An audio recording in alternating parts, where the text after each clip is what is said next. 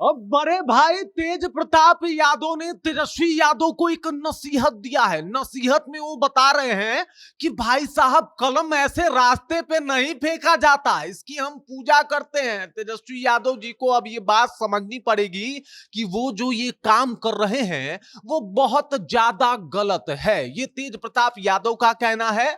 और यही नहीं, तेज प्रताप यादव ने गीता और भगवान श्री कृष्ण का कसम भी खा के बोल दिया है कि चाहे कुछ भी हो जाए वो आरजेडी में नहीं जाने वाले। मतलब दोबारा आरजेडी में अब तेज प्रताप यादव की वापसी नहीं होने वाली। और ये बात खुद ब खुद तेज प्रताप यादव ने कह डाला है। पूरी कहानी क्या है और क्या है तेजस्वी के ऊपर कलम विवाद, सब कुछ आपको विस्तार पूर्वक बताएंगे, सब कुछ से आपको रूबरू कराएंगे। लेकिन उससे पहले मेरा परिचय जान लीजिए। मेरा नाम है रजत और आप जनता जंक्शन देख रहे हैं। भाजपा कह रही थी तेजस्वी 9वीं फेल है, उन्हें ज्ञान नहीं है कि कलम का क्या योगदान होता है जीवन में। तो ये बात समझ में आ रहा था। प्रशांत किशोर ने कहा कि सरस्वती मां के स्वरूप में हम कलम को देखते हैं, लेकिन चूंकि तेजस्वी कट्टा वाले नेता हैं तो उनको कलम की कहां अहमियत पता है। तो ये बात भी हम बर्दाश्त कर लिए। लेकिन अब स्वयं तेज प्रताप यादव अपने भाई को नसीहत देने आए हैं, जहां पे वो बता रहे हैं कि भाई वो उनको सीखना चाहिए और एक बड़े भाई होने की वजह से मैं उनको नसीहत दे रहा हूं कि इस तरीके से कलम उड़ाना, कलम फेंकना जो है वो गलत बात है। ये काम तेजस्वी यादव को नहीं करना चाहिए। आप कलम ऐसे फेंक रहे हैं, आपको पता ही नहीं है कि कलम की अहमियत क्या है, कलम कितना इंपॉर्टेंट होता है जीवन में, इंसान के लिए, शिक्षा में। और ये तमाम चीजें जो कहीं ना कहीं शिक्षा से जुड़ी हुई है, उसका मूल आधार ही कलम है। और आप इसे ऐसे फेंक रहे हैं, वो एकदम से गलत है। तेज प्रताप यादव ने कहा कि हम लोग कलम की पूजा करते हैं और आपको ये बात समझनी पड़ेगी।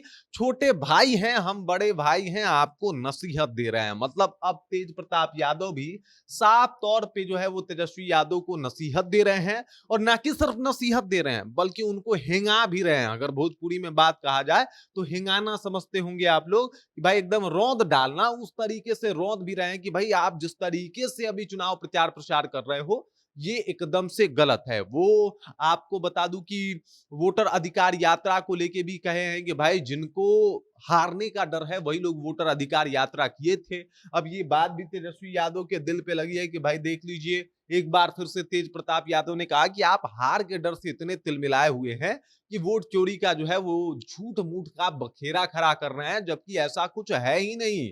बल्कि ये लोग तो डर रहे हैं कि कहीं चुनाव ना हार जाए। ये तेज प्रताप यादव का कहना है। और तेज प्रताप यादव ने पूरा माहौल जो है वो बना लिया है। लालू परिवार टूट चुका है, सबको पता है। रोहिणी भी जो है वो अब साइड हो चुकी है। तेज प्रताप यादव ने अपना एक नया दल बना लिया है, जनशक्ति जनता दल। और इसके माध्यम से वो चुनाव लड़ने और जीतने की तैयारी कर रहे हैं। लगातार जो है वो कई विधानसभा का दौरा कर रहे हैं। और ऐसे में जब उनको मौका मिल रहा है तो तेजस्वी के ऊपर भी निशाने साधने में उनको कोई गुरेज नहीं है, कोई समस्या नहीं है, कोई दिक्कत नहीं है। और इसी वजह से कह रहे हैं कि भाई कौन है ये लोग जो कलम फेंक रहा है रास्ते पे। भाई ये तो गलत है, ऐसा नहीं होना चाहिए, बल्कि कलम की पूजा होनी चाहिए। कलम एक आस्था का विषय है, विश्वास का, भरोसा का विषय है। लेकिन तेजस्वी यादव को ये बात पता नहीं है। तेजस्वी यादव को भाजपा ने इस बात को लेकर 9वीं फेल तक कह दिया था।